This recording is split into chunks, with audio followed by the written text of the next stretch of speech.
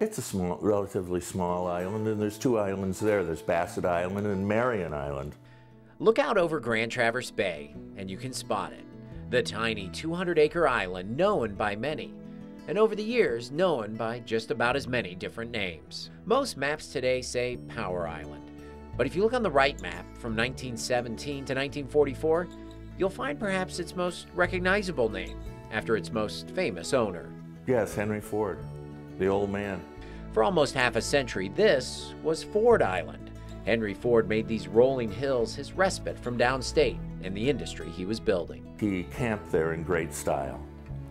He would bring his friends and dignitaries and celebrities up camping.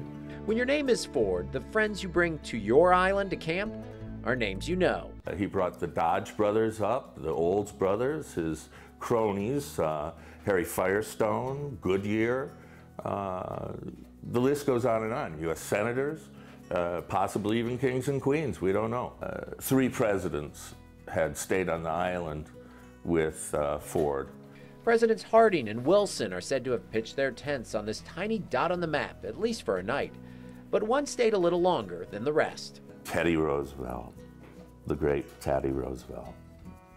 And he was zigzagging up the mitten of Michigan, and he stayed with Mr. Ford 1 or 2 nights on his island.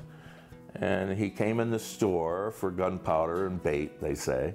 You see, back in Ford's days, you had to leave the island for anything you really needed, unless you got creative. You see, Henry Ford had a hobby and a problem. At night, on the island, it got too dark to dance. His buddy, Edison, because there was no electricity there, arranged for them to have some stationary bikes and generators so that when they had a square dance, they could power up the dance. If you can imagine Henry Ford and Thomas Edison square dancing. But not everyone was as welcome on Ford's Island as Mr. Edison. One of the stories is about Babe Ruth. Mr. Ford had an elite group of kids he was schooling. He said, "Come on up, kids, and go camping with me, and you'll meet the great Bambino." Babe Ruth was doing some commercials for Ford on the radio. Well, the great Bambino showed up all right, but with a snootful.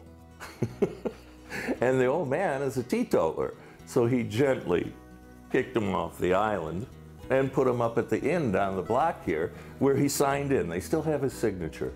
Barred from the island, Ruth came here to the Old Mission General Store and spent the afternoon entertaining the neighborhood kids. And he bought 12 hot dogs with everything on them and a pint of whiskey, which, by the way, I think he had before every game. And he went into our yard over here and started batting balls into the bay. He wasn't allowed on the island, so he took batting practice into the water that surrounds it, crushing baseballs towards an island target. An island with as many stories as names.